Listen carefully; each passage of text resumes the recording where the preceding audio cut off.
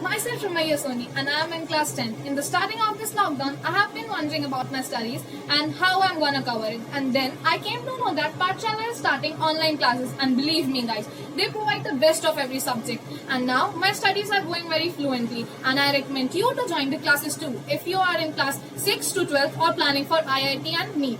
And I am too a Pathshalian. Jai Hind, Jai Bharat.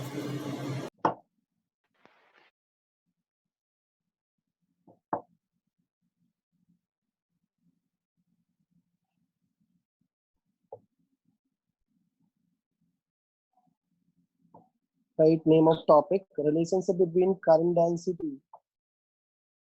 and electric field.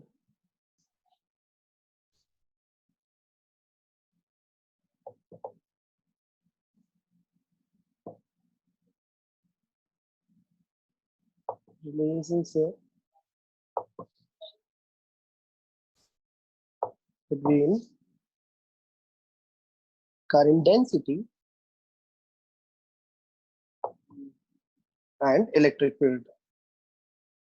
This is very important for your school exam also, for especially for CBSE board students. Okay, so as all of us know, we represent electric field by E and current density by J. Right now, basics required. The first basic required is Ohm's law. What Ohm's law is saying, V is equal to I into R. Now, what is R? What is R? Say rho Rho L L by upon rho L by A. And hopefully you remember relationship between electric field and potential. Relation between electric field and potential. Come on, tell me. E is equal to V by L. E and V. Yes, very good. We can say E is equal to V by L. So V can be written as E into L. Okay. Now put value of potential in this equation in Ohm's law, and J is equal to current density is equal to current upon area, right? So this will become current density. Do you agree? This I upon A will become current density.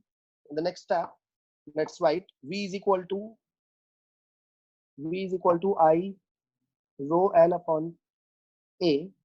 I by A will become J. V will become E into L, rho into L, right? L got cancelled. So you got a relationship between electric field and current density. This, where rho is resistivity. Where rho is resistivity, and it's a constant, also known as specific resistance. Rho is resistivity. Okay, so from here you can write current density is proportional to electric field. Okay, and in vector form you can write this. In vector form, J vector is equal to rho into J vector is equal to E vector. Okay, now we need to write one more relationship between E and J in terms of conductivity. Now rho is resistivity, inverse of rho is known as conductivity. Okay, it is also very important. Let's write it here. Inverse of resistivity is conductivity, lecture. Okay, 1 by rho is 1 by rho is conductivity. Its unit is mho. Okay, so conductivity is equal to 1 upon resistivity. Conductivity is equal to 1 upon resistivity. We represent conductivity by sigma bacho. Okay, and it is equal to inverse of resistivity. So we just found a relationship between electric field and current density. If you substitute sigma at the place of rho, you'll get another relationship. Rho into current density is equal to E. If you transfer rho other side, you can write 1 by rho as sigma into E. So always remember current density is equal to conductivity into electric field. So direction of electric field and current density is always same. Always remember direction of, from this expression we can understand direction of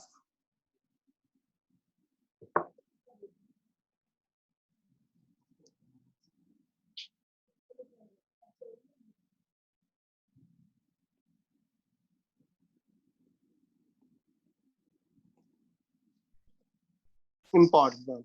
Okay. Now, hopefully you remember one easy example we did in the last class. There was a wire which looks like cone, like this. This is point A and this is point B. Okay. Can you tell me about electric field between point A and B? Where you will get more electric field? A. Current is same. A. Current is same. So electric field at A is high as compared to B, or you can say electric field at B is high as compared to A, or you can say electric field is same. Which one is your answer? As we concluded that electric field is proportional to current density. So if current density is high, electric field is high. Okay, so let's write this relationship. Current density is proportional to electric field, and current density is inversely proportional to area. A smaller area, more current density. So you have more current density at A. So at B, you will get more electric field. Okay, understood? Understood this easy example, bacho? Yes, Avni, sir. Avni, Sir. that's good. That's good. Less students are present today. Why? A lot of students are absent today. No problem.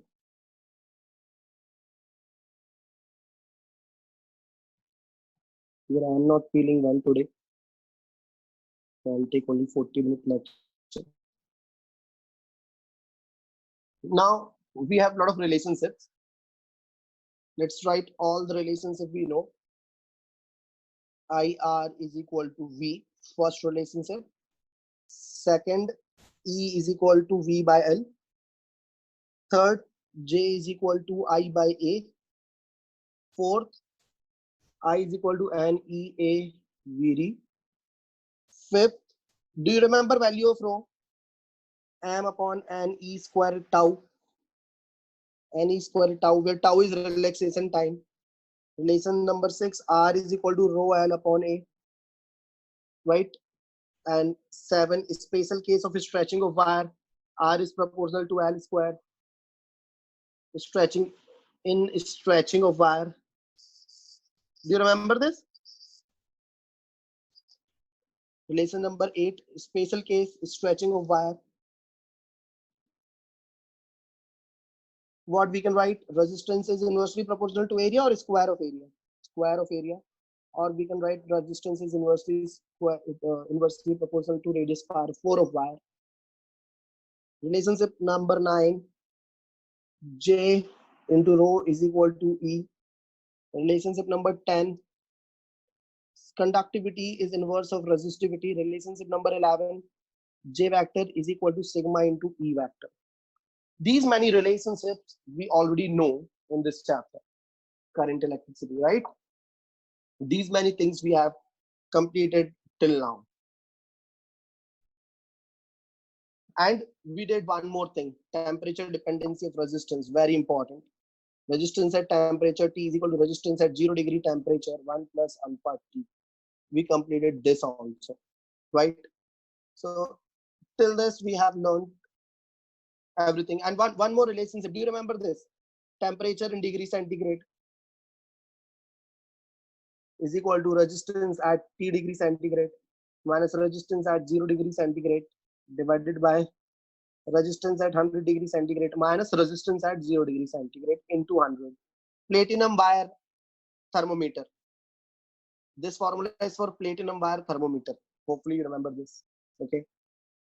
Now, after completing all this basic and proving Ohm's law, now today we will start series and parallel combination of resistors by using KCL and KVL. Okay. let's revise KCL and KVL first.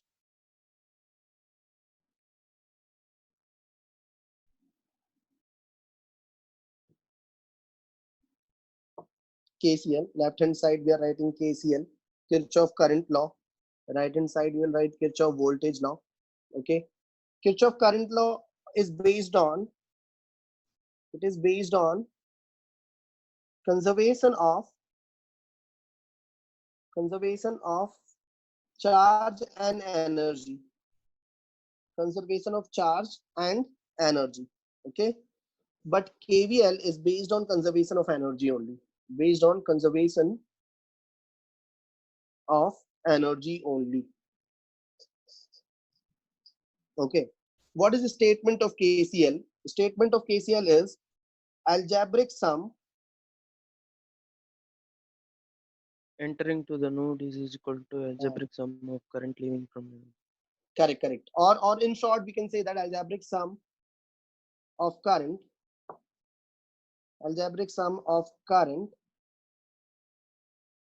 at any node is 0. This is KCL. Okay, and in KVL the statement is the algebraic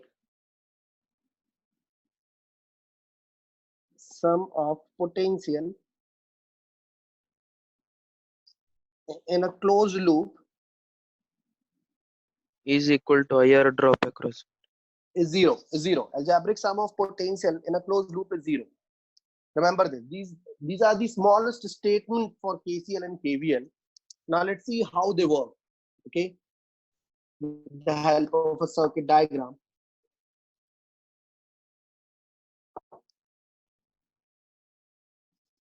We'll try to generate a deep understanding of KCL and KVL.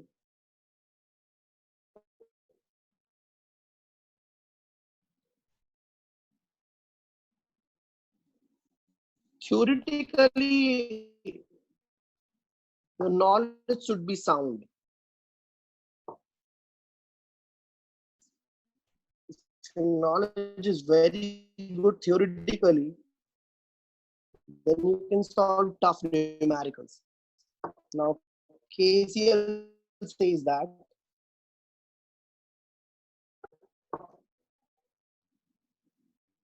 this is node, okay, where you get more than 3 wire at a point, it's called node. This is node. Suppose I1, I3 current is also coming into the node. So what is I1 plus I2 plus I3? 0. 0. The algebra. Okay, so we can redraw this 7. circuit. 7 ampere. Correct. 7 ampere. We can redraw this circuit. This is 3 ampere coming in. This is 6 ampere coming in. 2 ampere going. And this is I. Okay. How you find 3 and 6, 9? Out of 9, 2 is leaving here. So 7 will be leaving here. Understood now? No need to write anything. Everyone understood? Yes, sir. Now let's talk about KVL. Okay, point number 3 of KVL. How KVL works. Suppose this is resistance R1. Suppose this is resistance R2. Okay. Suppose this is resistance R3. This is R3. 3 resistances are connected in series. I'll take easy example. Okay. I'll take very easy example. And suppose a battery of potential V is connected in this loop and switches on. So let's assume I current is flowing in the circuit. Okay, current in the circuit is I. Suppose I current is flowing. So in series combination, bachcho, current is same. Speak with me. In series combination, current is same. So current entering from here. Now make a habit of writing plus sign from where current is entering. Okay, make a permanent habit. Let's put a plus sign here because current is entering here and leaving here. Again, I current is going to enter into I2, R2. So put a plus sign here, minus sign here, plus sign here, minus sign here. Because this is series combination, that's why current is same. If current is same, then what is different?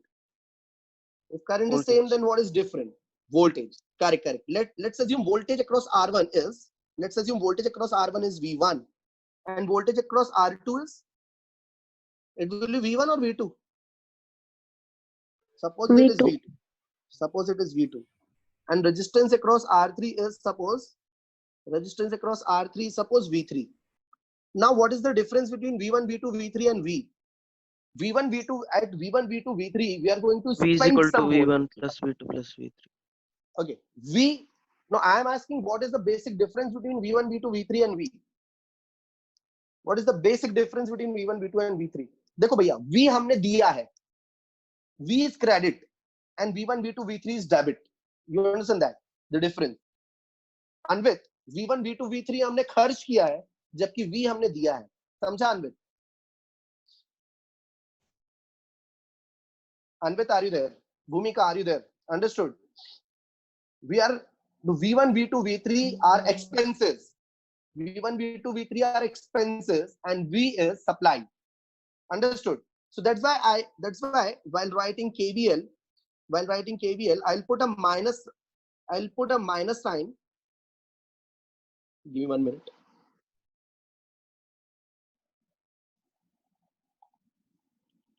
Rajan, 1 minute recording pause करना. Pencil stopped working suddenly. उधर होती है नीचे, वो pause लिखा है नीचे. नहीं उधर.